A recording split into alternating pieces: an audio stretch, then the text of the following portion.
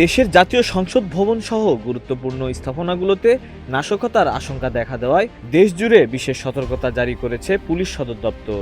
গত 23 এপ্রিল একটি গোপন নির্দেশনার মাধ্যমে দেশের সব ইউনিটকে এ বিষয়ে সতর্ক করা হয়। নির্দেশনার পর রাজধানী সহ সারা দেশে নিরাপত্তা ব্যবস্থা আরও জোরদার করা হয়েছে।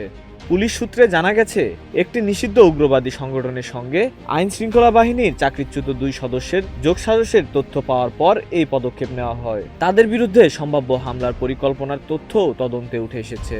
ঢাকা মহানগর পুলিশের counter terrorism and transnational crime ইউনিটের যুগ্ম কমিশনার মুন্সি শাহাবুদ্দিন জানান, পুলিশ সদর দপ্তরের নির্দেশনার ভিত্তিতে ঢাকা শহরে নিরাপত্তা বাড়ানো হয়েছে। তবে তিনি সাধারণ মানুষকে আতঙ্কিত না হওয়ার পরামর্শ দেন।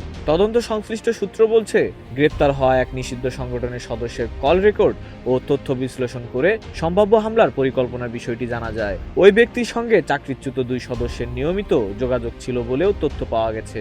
পুলিশ সদর দপ্তরের নির্দেশনায় বলা হয়েছে, জাতীয় সংসদ ভবন, আইন শৃঙ্খলা বাহিনীর স্থাপনা, ধর্মীয় উপাসনালয়, বিনোদন কেন্দ্র এবং জনবহুল এলাকাগুলো সম্ভাব্য লক্ষ্যবস্তু হতে পারে। তাই এইসব স্থানে নজরদারি ও নিরাপত্তা বাড়াতে বলা হয়েছে। এ বিষয়ে আইন শৃঙ্খলা বাহিনী জানিয়েছে, এটি আগাম সতর্কতা ও প্রতিরোধমূলক ব্যবস্থা এবং পরিস্থিতি নিয়ন্ত্রণে সব ধরনের প্রস্তুতি নেওয়া হয়েছে। Desk report, news flash 71।